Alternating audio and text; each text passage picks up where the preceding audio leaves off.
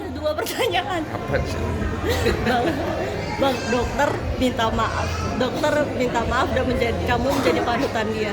Dokter? Soal Dokter Richard. Oh, Dokter Richard, Dia iya. bilang dia minta maaf dan kamu jadi panutan dia sebagai podcaster.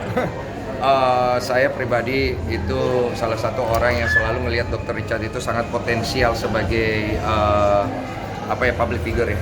Dan kemudian merambah ke dunia podcast. Bahkan banyak banget orang tuh senang banget dengan Dr. Richard ketika dia mereview skincare dan sangat edukatif dan menolong banyak sekali wanita di Indonesia. Kemarin ucapan saya itu bukan untuk menjatuhkan Dr. Richard. Ucapan saya itu karena sudah terlalu jauh aja. Dan saya takut nanti Dr. Richard malah kenapa-napa karena akhirnya dia nggak bisa ngerem hal itu. Dan saya bersyukur banget Dr. Richard ya mengucapkan maaf karena hal itu yang memang kita perlukan aja gitu. Gak usah terlalu didrama-dramain banget. Dan saya pikir menjadikan saya panutan saya kurang pantas. Tapi saya pengen ngelihat Dr. Richard juga jadi bagus.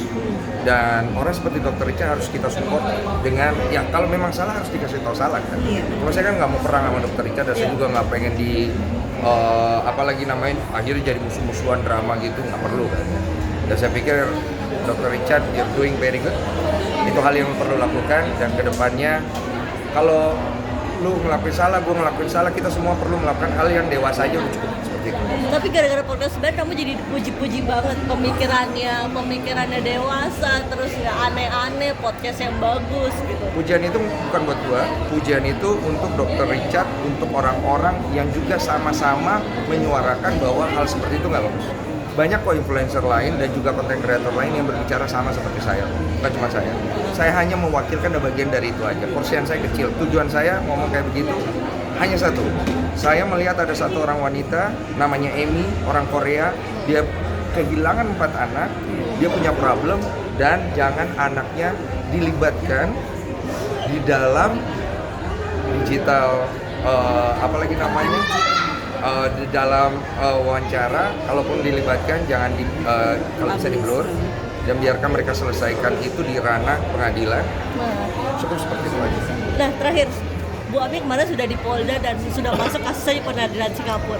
Support kamu seperti apa sih? Ya good luck buat Bu Ami, juga buat suaminya dan juga buat keluarganya. Seperti yang aku selalu bilang, 16 tahun bersama pasti ada hal baik yang bisa kita lihat. Sekarang ini momen-momen emosional, mungkin untuk pihak suami dia bisa tune down dulu. Let's see what's bad and good yang bisa dilakukan, karena jangan ambil tindakan yang akhirnya lebih banyak buruknya. Kalau kita bicara tentang anak, tapi jangan lupa ego kita bisa ikut juga kan. Jadi lihat hal yang lebih banyak baik. Oke, thank you.